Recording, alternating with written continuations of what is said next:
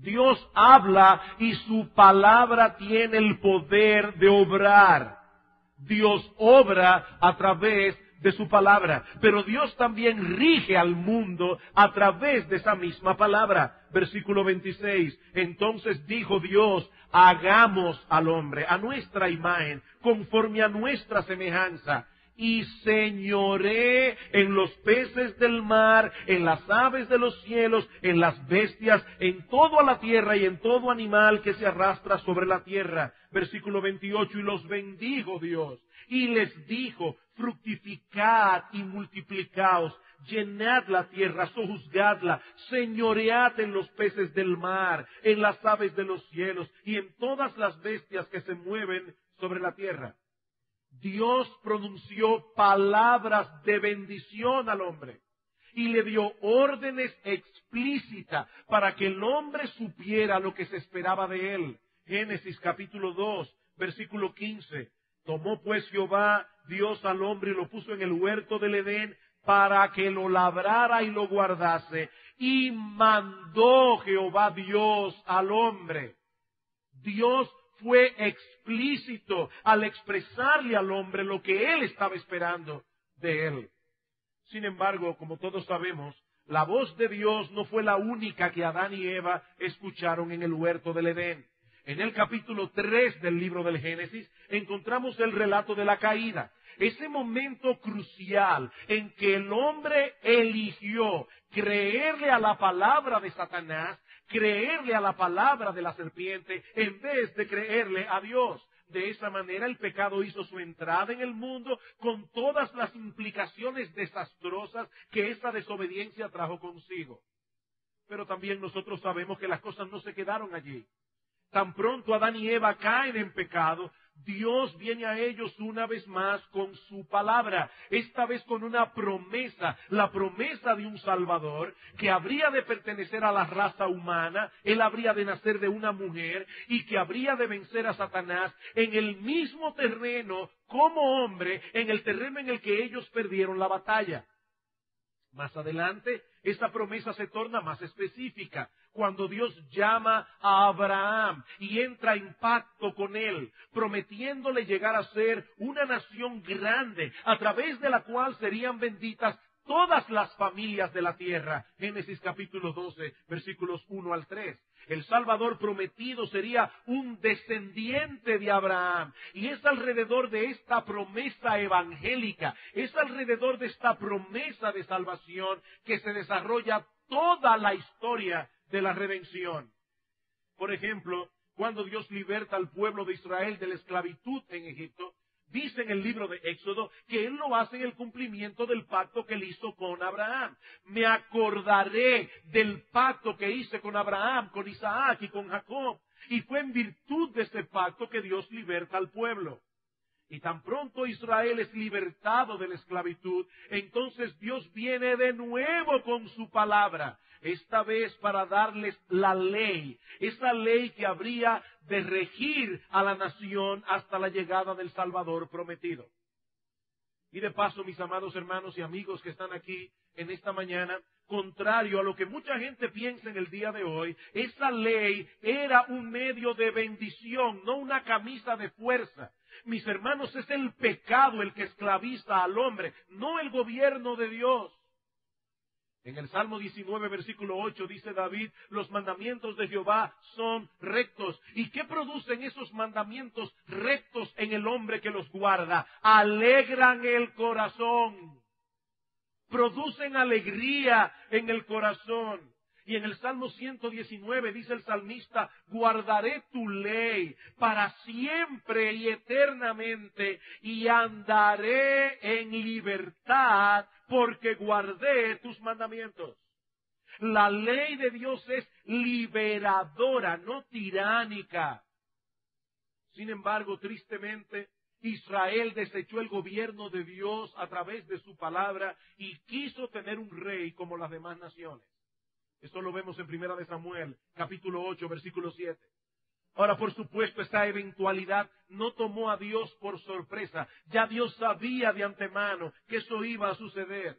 Y por eso en el libro de Deuteronomio impartió instrucciones específicas para aquellos que habrían de ser colocados en el trono como reyes de la nación. Y una de las cosas que Dios les dice es que ellos debían recordar en todo momento que ellos mismos estaban sujetos a la autoridad de la palabra de Dios. Dice en Deuteronomio capítulo 18, los versículos 18 al 20, que el rey debía tener una copia de la ley de Dios, que debía leer esa copia todos los días de su vida.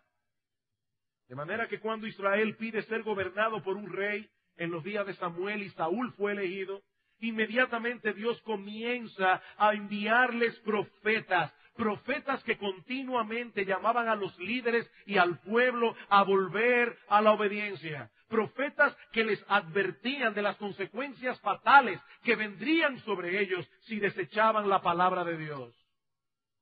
Finalmente, Israel es castigado, es llevado en cautiverio por causa de su desobediencia. Pero como bien ha dicho alguien, la infidelidad del pueblo no puede sabotear la promesa de Dios. La infidelidad del pueblo no puede sabotear la promesa de Dios. En el tiempo señalado, Dios envió al Salvador, un descendiente de Abraham, en quien serían benditas todas las familias de la tierra. Ahora, lo interesante es que este Salvador, este Mesías, es identificado en el Nuevo Testamento nada más y nada menos que como la palabra de Dios encarnada. En el principio era el verbo, Juan 1:1. En el principio era la palabra. Y el verbo era con Dios, y el verbo era Dios. Todas las cosas por Él fueron hechas, y sin Él nada de lo que ha sido hecho fue hecho. De manera, mis hermanos, que Jesús es al mismo tiempo el Rey mesiánico prometido por los profetas y la palabra por medio del cual Dios gobierna al mundo. De ahí la conexión que nosotros vemos en los evangelios entre las palabras y las obras de Jesús. Las palabras y las obras de Jesús. Una palabra de Jesús era suficiente para que los hombres lo dejaran todo y le siguieran a Él. En el Evangelio de Marcos, en el capítulo 1, los versículos 16 al 20, nosotros vemos al Señor llamando a los hijos de Zebedeo, llamando a Andrés, llamando a Pedro, simplemente diciendo, sígueme, sígueme, una palabra, y estos hombres dejaron todo lo que estaban haciendo para seguir al Señor. Nosotros vemos a Cristo en los evangelios sanando todo tipo de enfermedad, expulsando demonios únicamente con el poder de la palabra. Mateo capítulo 8. Mateo capítulo 8, versículo 8. Dice, respondió el centurión, ¿recuerdan aquel centurión en Capernaum que le dice, Señor, yo tengo un siervo mío que está enfermo, di la palabra y mi criado sanará? Y el Señor le dice, voy a ir allá a la casa, y dice él, Señor, no soy digno de que entres bajo mi techo, solamente di la palabra y mi criado sanará. Tú eres Dios, tú eres el Señor, no es necesario que tú vayas a mi casa, solamente di la palabra. Versículo 16. Y cuando llegó la noche trajeron a él muchos endemoniados, y con la palabra echó fuera los demonios y sanó a todos los enfermos. Se trata de una palabra eficaz y autoritativa, cuyo poder continúa tan vigente en el día de hoy como en los días de Jesús. Acompáñenme a uno de los pasajes más sorprendentes del Nuevo Testamento. Juan capítulo 14. Juan capítulo 14. El discurso del aposento alto.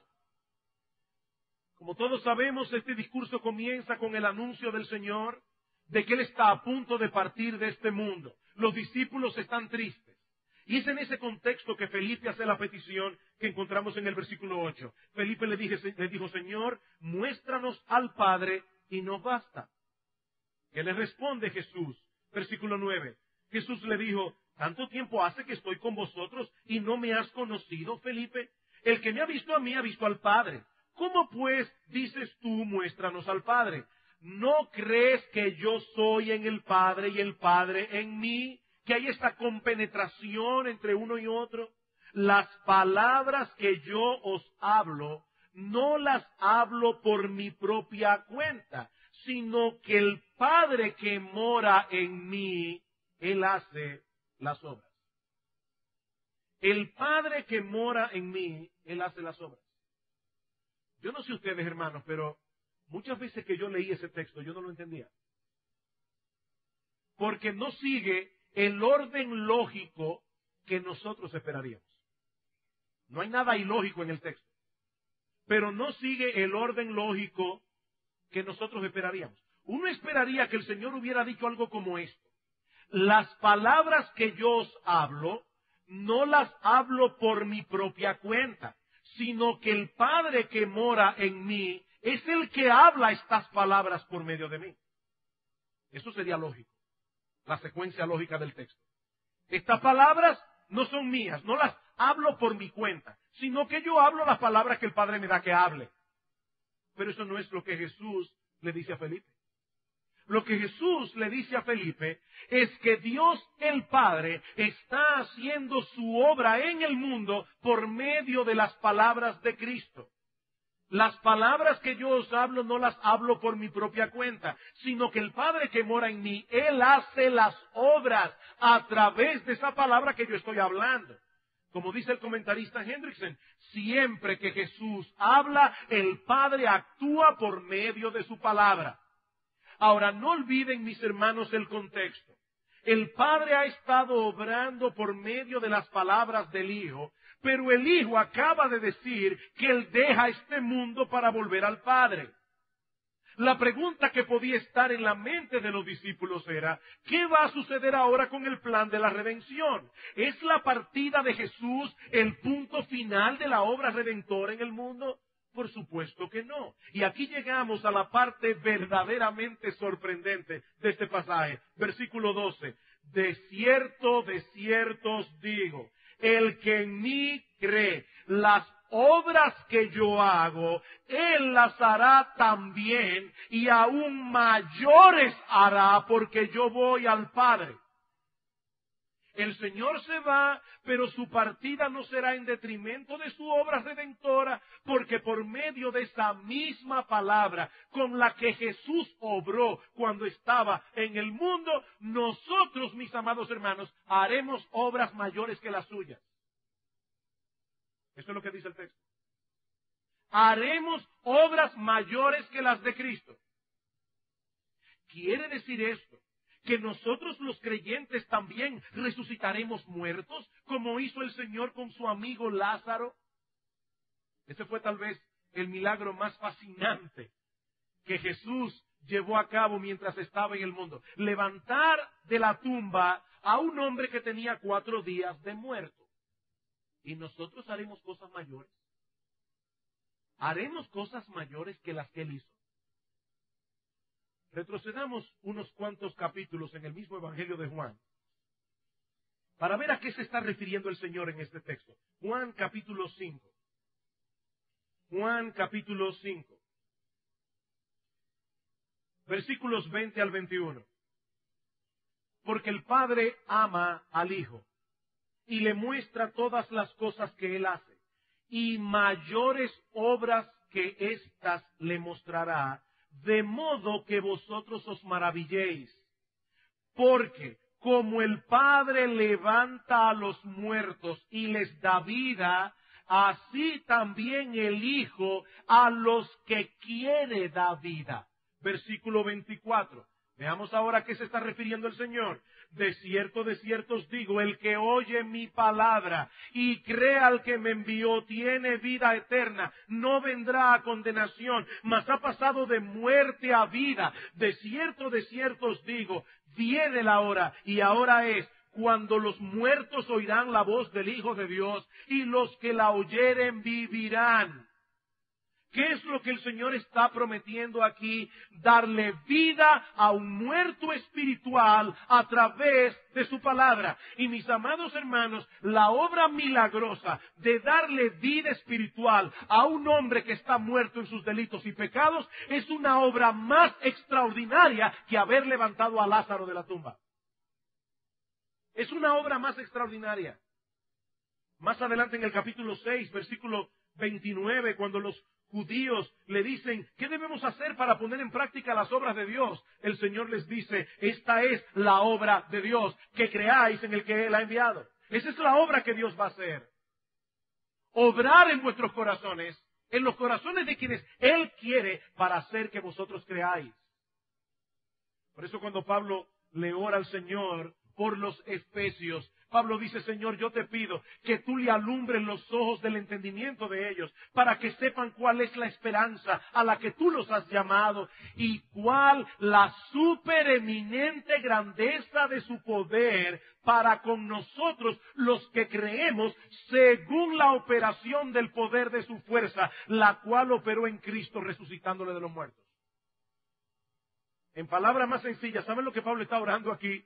Señor, yo te pido que tú le abras los ojos a estos hermanos para que ellos entiendan cuál es el poder que todavía actúa en la iglesia, el poder que resucitó a Cristo de los muertos, por medio del cual ahora tú y yo creemos en Él. Creer no es fácil. De hecho, creer es imposible para el hombre.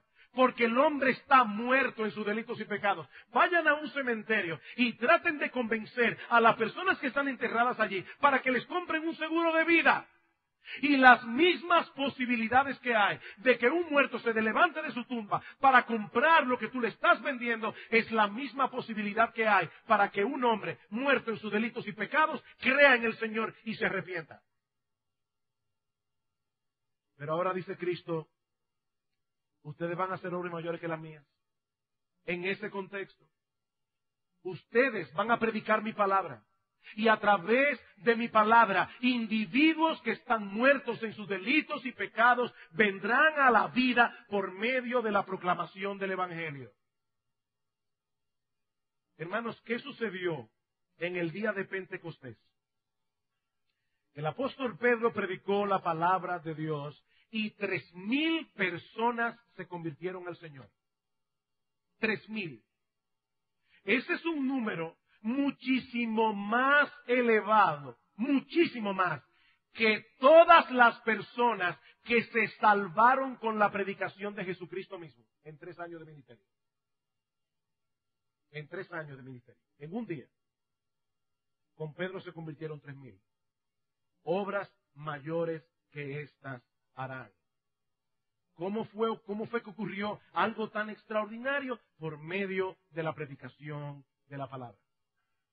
Queridos hermanos, Dios no ha prometido obrar por ningún otro medio. Si nosotros queremos ver pecadores siendo salvados y creyentes siendo fortalecidos, debemos proclamar la palabra de Dios. La fe viene por el oír, dice el apóstol Pablo en Romanos 10:17, y el oír por la palabra de Dios. Y en Efesios 1:3 dice el apóstol Pablo, vosotros también, habiendo oído la palabra de verdad, habiendo creído en él, fuisteis sellados con el Espíritu Santo de la promesa. La palabra de Dios. Hebreos 4:12, la palabra de Dios es viva y eficaz y más cortante que toda espada de doble filo. Santiago capítulo 1 versículo 18, Él nos hizo renacer por medio de su palabra. Primera de Pedro capítulo 1 versículo 23, siendo renacidos, no de simiente corruptible, sino de simiente incorruptible, por la palabra de Dios que vive y permanece para siempre. La misma enseñanza una y otra vez, una y otra vez, una y otra vez. Dios hará su obra por medio de su palabra. Fuera de ella no hay posibilidad de salvación. Fuera de ella no hay posibilidad de crecimiento espiritual. Ella es la espada del Espíritu. Dice Pablo en Efesios 6:17. El instrumento por medio del cual el Espíritu opera en la vida de los hombres. El problema, mis hermanos, es que esa obra del Espíritu por medio de la palabra no es perceptible para nosotros. Alguien decía que la labor del predicador en ese sentido es un tanto ingrata. Un arquitecto dibuja unos planos y es probable que vea lo que está plasmado en el papel construido en la realidad. Un albañil construye una mesa, la mesa está ahí. Un médico sana a un paciente, el paciente está allí, sano. Pero ¿qué hacemos nosotros los pastores cuando estamos parados aquí en el púlpito? Decir palabras, palabras, palabras, palabras, y nosotros no tenemos ni idea de lo que esa palabra está haciendo aquí, allá, allá, no la vemos. Es imperceptible. Y es precisamente por esa razón que muchos han decidido usar otros medios que parecen más efectivos para tratar de alcanzar a los de afuera y para mantener a los que están adentro. Leí recientemente el siguiente comentario. Imagínate que estás enseñando la Biblia a un grupo de jóvenes adolescentes. La mayoría de ellos no te están prestando la menor atención. Has trabajado arduamente, tanto para ser veraz en la exposición del texto como para ser relevante para estos jóvenes, pero ellos no hacen otra cosa que pasarse papelitos entre sí. En ese momento, dice este autor, puede ser tentador jugar algunos juegos para mostrar que los cristianos también pueden divertirse o cantar más canciones, de manera que ellos puedan encontrar a Dios en la música. Pero es en ese momento que debemos mantener la convicción de que Dios es conocido y Él obra a través de las palabras de Jesús. Es la palabra. Queridos hermanos, no sustituyamos la metodología de Dios por la del hombre. Nosotros podemos hacer un montón de cosas más atractivas que predicar la palabra, y es muy probable que atraigamos a una multitud a la iglesia. Pero no podemos confundir popularidad con salvación. Nosotros podemos atraer a los pecadores a la iglesia con un programa más atractivo, pero no podremos atraerlos a Jesús para que tengan vida. Los pecadores no serán salvados, ni los creyentes edificados por ningún otro medio, sino a través de la proclamación de la palabra de Dios. Primera a los Corintios, capítulo 1.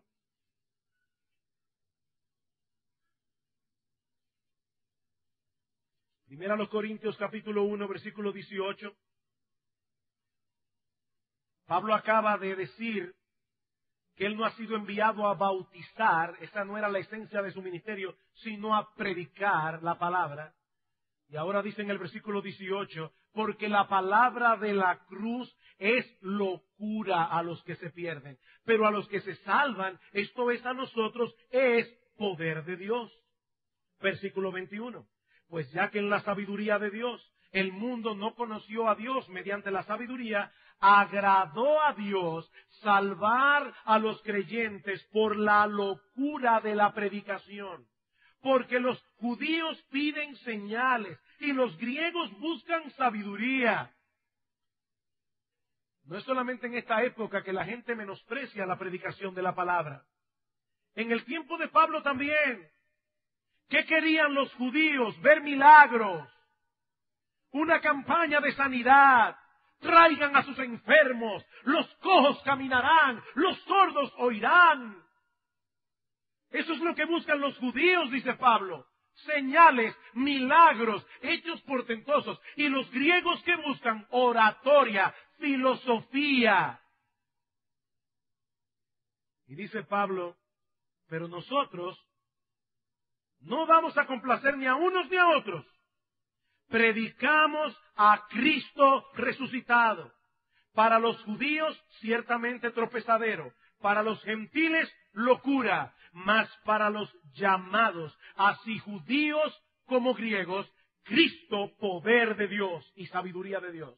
Porque lo insensato de Dios es más sabio que los hombres. Y lo débil de Dios es más fuerte que los hombres. No. Hagamos las cosas a la manera de Dios y Él se encargará del resto. ¿Recuerdan la parábola del rico y Lázaro? Los dos mueren. Lázaro va al seno de Abraham, no porque era pobre, sino porque había creído. El rico se fue al infierno, no porque era rico, sino porque era un incrédulo. Y estando allí le dice, oh Padre Abraham, envía a Lázaro para que le predique la palabra a mis hermanos. Y Abraham le dice a Moisés y a los profetas tienen, óiganlos. De paso me llamó eso la atención. No dice léanlos, dice óiganlos. Ellos tienen a Moisés y a los profetas. Y Moisés y los profetas son expuestos constantemente en la sinagoga, donde la palabra de los profetas es predicada y enseñada. Y el rico me imagino pensando, mis hermanos, en la iglesia, oyendo la palabra. No, Padre Abraham, esa metodología no funciona. Pero si Lázaro se levanta de los muertos y les avisa a mis hermanos del terrible destino que les espera, y aún dónde estoy yo en esta terrible condenación, seguramente creerán. Y Abraham le responde, no, si no oyen a Moisés y a los profetas, tampoco se persuadirán, aunque alguno se levante de los muertos. Es a través de la palabra. Hermanos, la misma palabra que Dios usó para crear el mundo es la misma que hoy usa para salvar a los pecadores y para conectarlos entre sí, para la formación y fortalecimiento de las iglesias. No fue por casualidad que la primera iglesia nació de un sermón. No fue casualidad. Después de la predicación de la palabra, y tan pronto estas personas fueron salvadas, ¿qué hicieron? Se fueron cada uno a sus casas y vivieron felices para siempre. No. Y los que creyeron se bautizaron y fueron añadidos aquel día a la iglesia, obviamente, como 3,000 personas. ¿Y qué hacían estas personas? Y perseveraban en la doctrina de los apóstoles, en la comunión unos con otros, en el partimiento del pan y en las oraciones. Perseveraban. Eso era lo que ellos hacían regularmente. La dinámica de esta nueva comunidad giraba en torno a la enseñanza de los apóstoles. Ese era el factor principal. Por eso alguien decía que la iglesia viene a la existencia por el Evangelio y existe para el Evangelio. La iglesia viene a la existencia por el Evangelio y existe para el Evangelio. Ahora, con esto yo no estoy diciendo que la iglesia existe únicamente para evangelizar a los perdidos. Sí, esa es una parte muy importante de nuestro ministerio como iglesia, pero lo que queremos decir, y esto nos lleva a nuestro segundo encabezado, es que el Evangelio debe ser la atmósfera que se respire en la vida y ministerio de la iglesia local. Ya vimos la centralidad del Evangelio en el contexto de toda la revelación de Dios. Ahora estamos diciendo que el Evangelio es la atmósfera que debe respirar la iglesia en su vida y ministerio. Queridos hermanos, el mensaje del Evangelio no consiste en 2 o 3 proposiciones que compartimos con los inconversos para luego invitarlos a que vengan a Cristo en arrepentimiento y fe.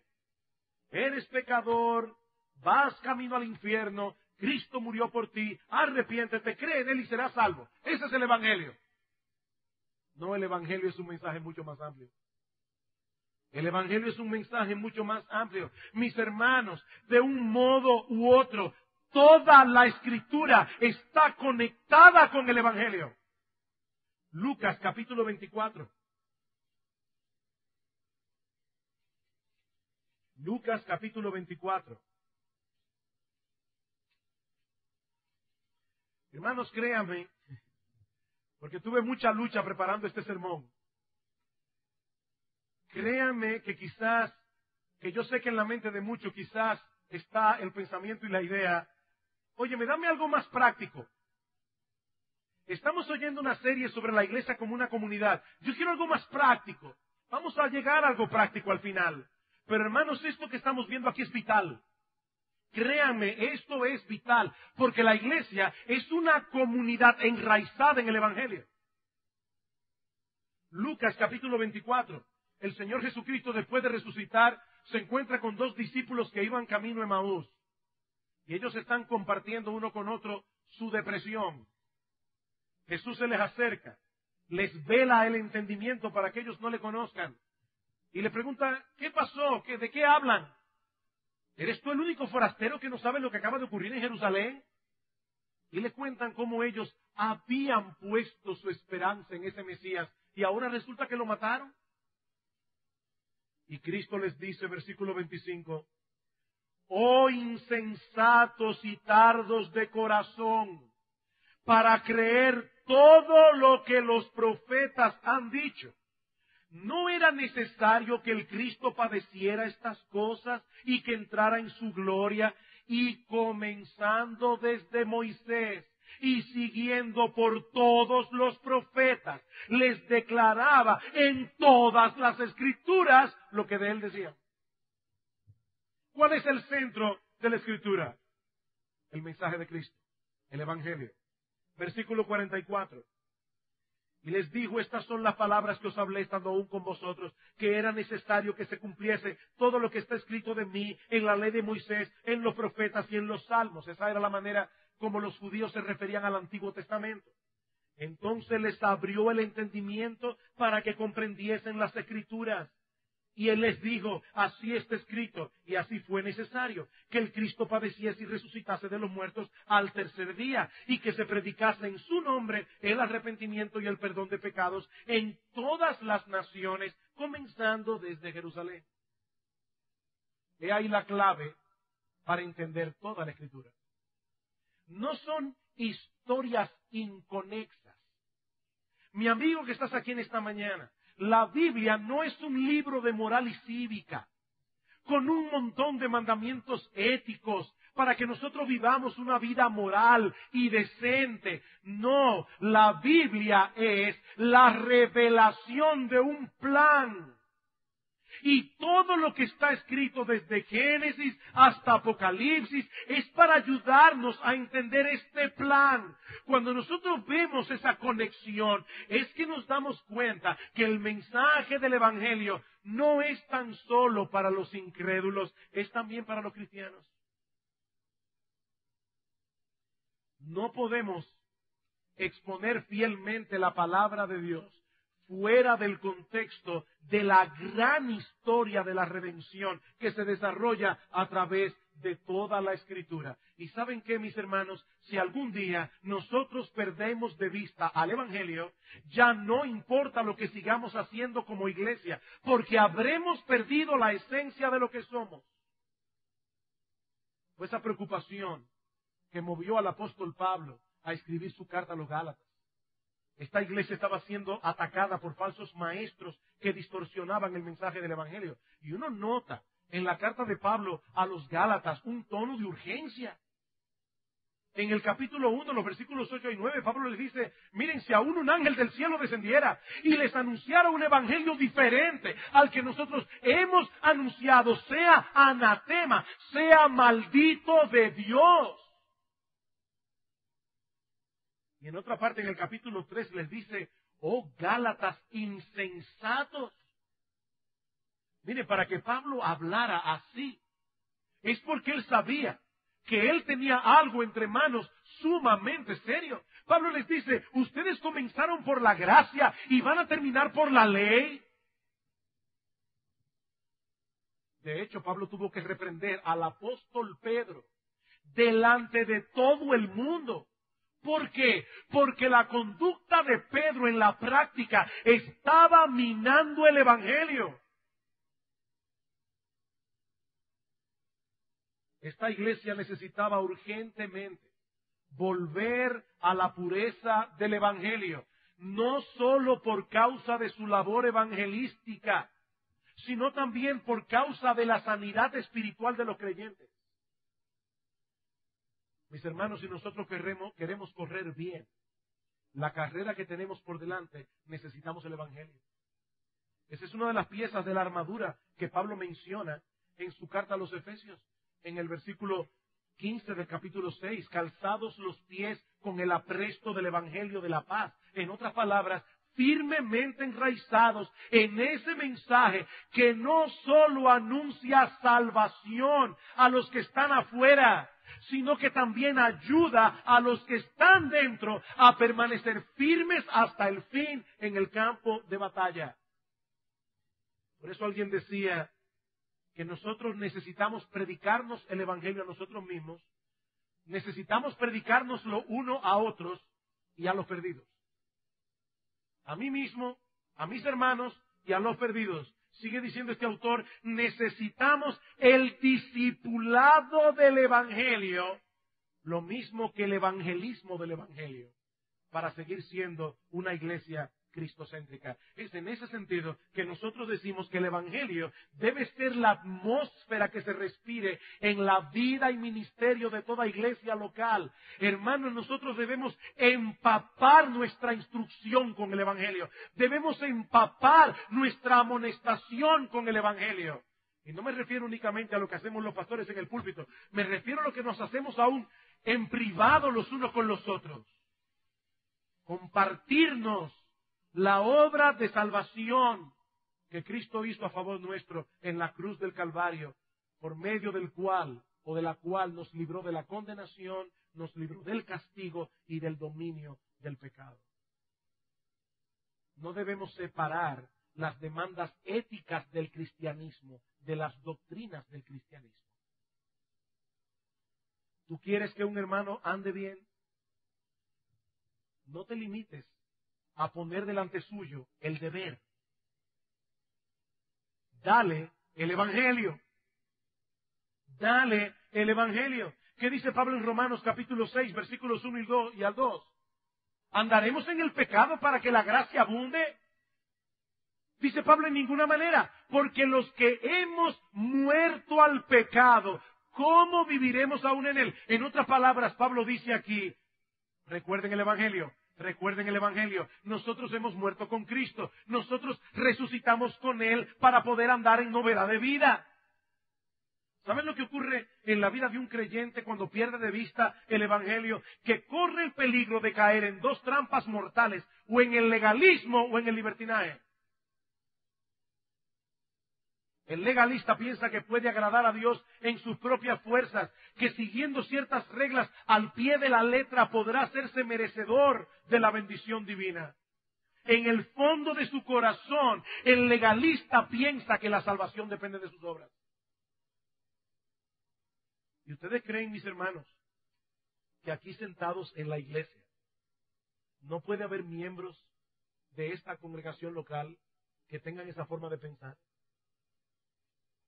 Se levantan por la mañana, como yo decía en un sermón anterior, me levanté temprano, leí mi Biblia, oré.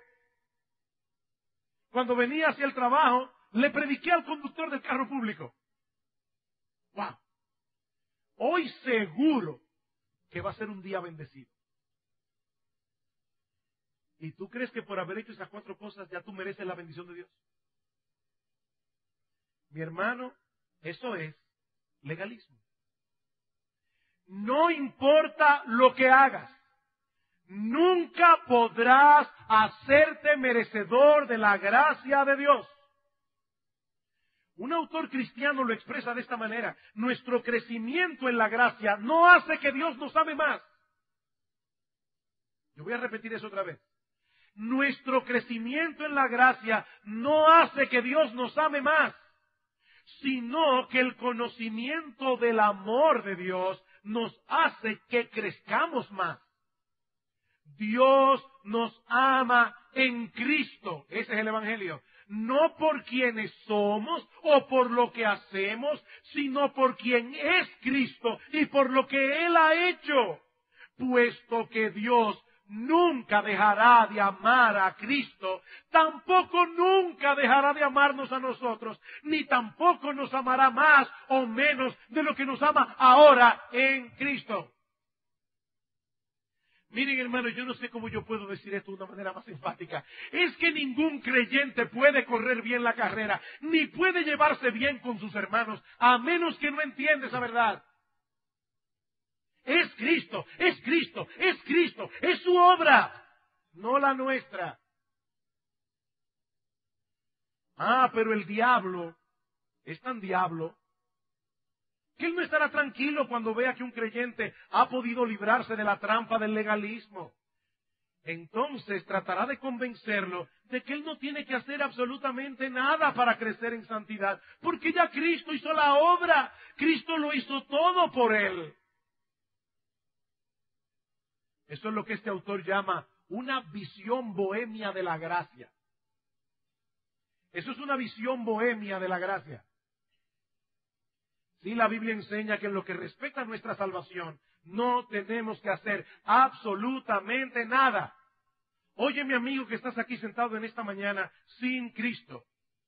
Para nuestra salvación no tenemos que hacer absolutamente nada. Solo aceptar por fe la oferta gratuita del Evangelio. Que Cristo murió por los pecadores, para que todo aquel que en Él cree no se pierda, mas tenga vida eterna.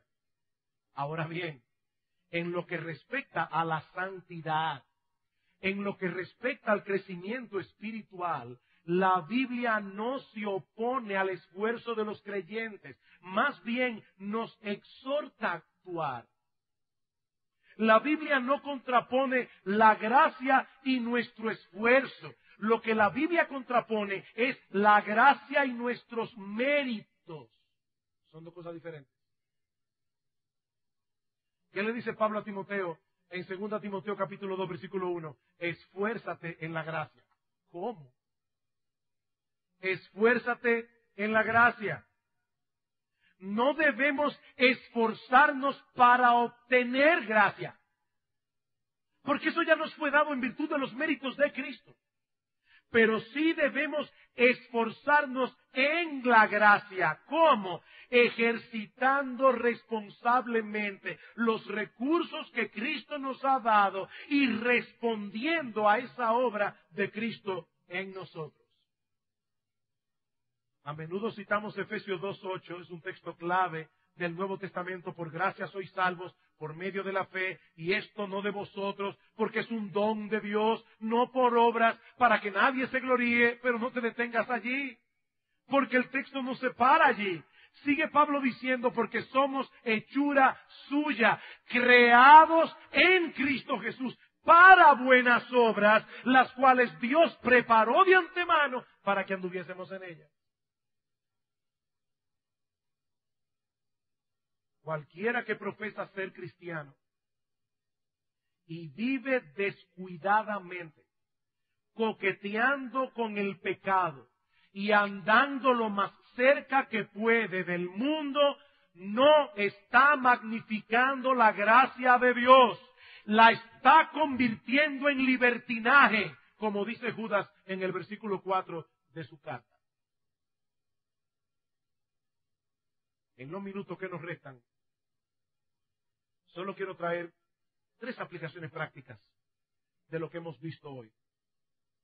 Hemos dicho que el Evangelio es central en la revelación de Dios y que debe ser la atmósfera que se respire en la vida y ministerio de toda iglesia local.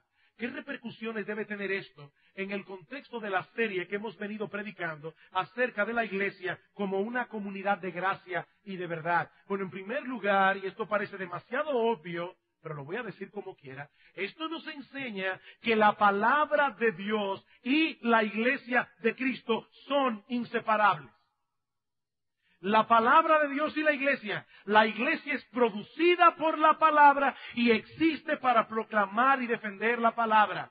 ¿Cómo describe Pablo a la iglesia en Efesios capítulo 2, versículo 20? Como un edificio espiritual cuyo fundamento son los apóstoles y profetas, es decir, lo que ellos dejaron por escrito en la palabra, en el Nuevo Testamento. Pablo dice a Timoteo, Timoteo, esto te escribo, aunque tengo la esperanza de ir pronto a verte, para que si tardo, sepas cómo debes conducirte en la casa de Dios, que es la iglesia del Dios viviente, columna y baluarte de la verdad. De la verdad. Decía Martín Lutero, allí donde oyeres, o vieres predicar, creer y confesar esta palabra y vivir de acuerdo con ella, no te quepa la menor duda de que ahí ha de estar una verdadera iglesia. Aunque no hubiese otra señal que esta sola, serviría de prueba suficiente de que allí hay un santo pueblo cristiano. Ella, la palabra, es la que hace todos los milagros, la que todo lo logra, lo conserva, lo ejecuta y lo hace. La palabra. Por eso es patético, hermanos, lo que está ocurriendo en muchas iglesias en el día de hoy. La palabra y la predicación de la palabra tiene un lugar ínfimo en la vida de la iglesia. En un sentido práctico, esto significa que la exposición de la palabra debe ser central en nuestros cultos. La exposición de la palabra. En la adoración, nosotros le hablamos a Dios y Dios nos habla a nosotros. ¿Qué es más importante? ¿Lo que yo tengo que decir o lo que Dios tiene que decir? Es por eso que aún los himnos que cantamos deben estar llenos de la palabra. De paso, quisiera subrayar aquí la importancia de que cada creyente pertenezca a una iglesia local y se alimente de la palabra tal como el Señor la trae en el contexto de esta iglesia local.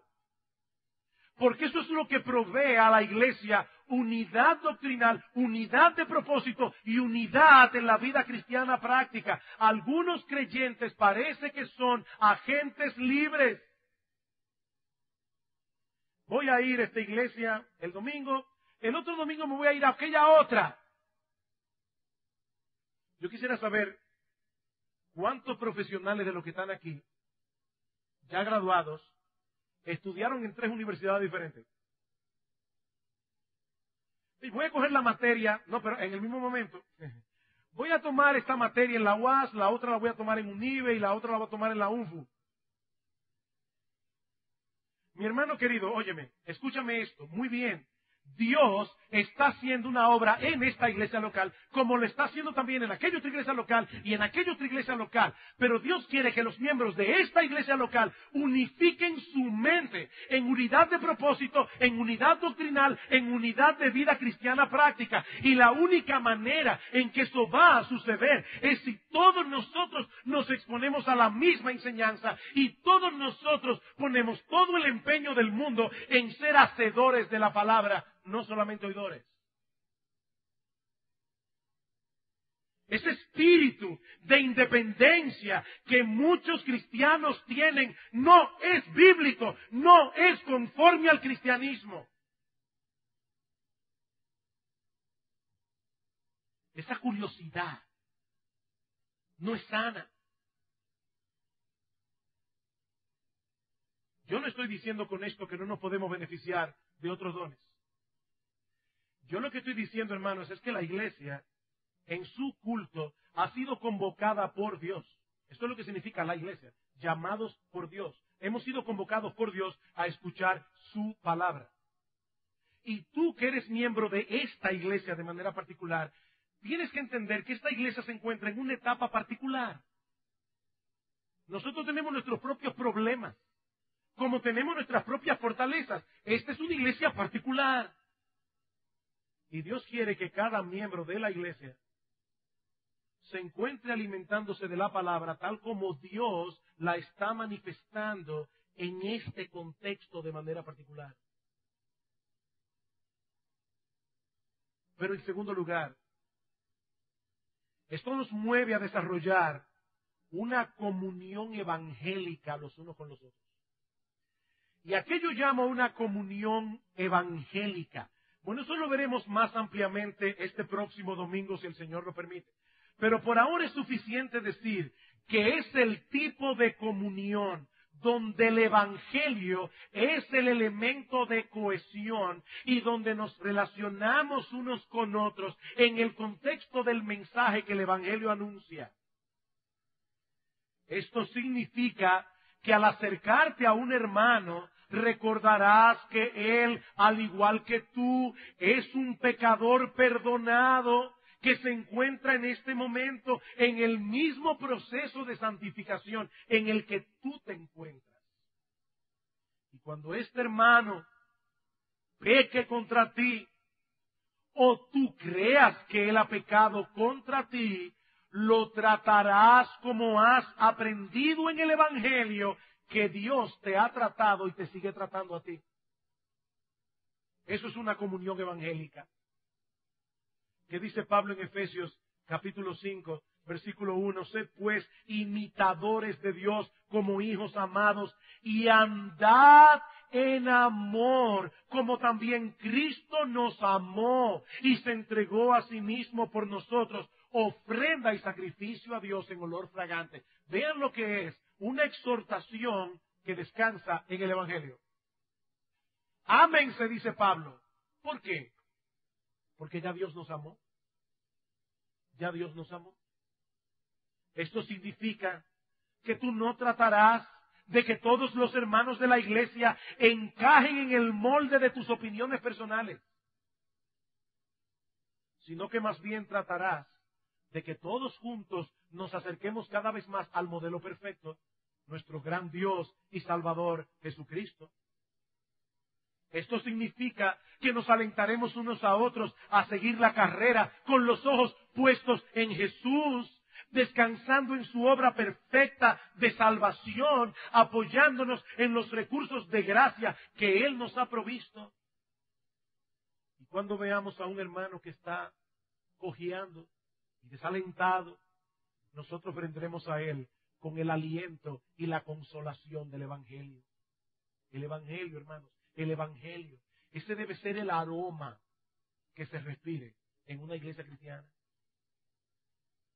Hermanos, nosotros no fuimos llamados únicamente a proclamar el Evangelio. Nosotros fuimos llamados a encarnar el Evangelio, a vivir el Evangelio. Y no aquí el domingo en la iglesia. Recuerden que nosotros somos iglesia, los 7 días de la semana, las 24 horas de cada día, tenemos que encarnar el Evangelio. Y el Evangelio es un mensaje de esperanza. El Evangelio es un mensaje de perdón. El Evangelio es un mensaje de reconciliación. Estamos encarnando el Evangelio. Y finalmente, aquellos que están aquí sin Cristo, que no han venido nunca al Señor en arrepentimiento y fe, no quiero pasar por alto esta oportunidad de proclamarte y anunciarte una vez más la bendita gracia de Dios que ofrece perdón y vida eterna en Cristo únicamente por medio de la fe. Mi amigo, no regreses a tu casa hoy con la ira de Dios morando sobre ti. Las puertas de la salvación están abiertas de par en par. Dios te ofrece gratis salvación en Cristo por medio de la fe. No deseches la oferta de Dios. Vamos a orar.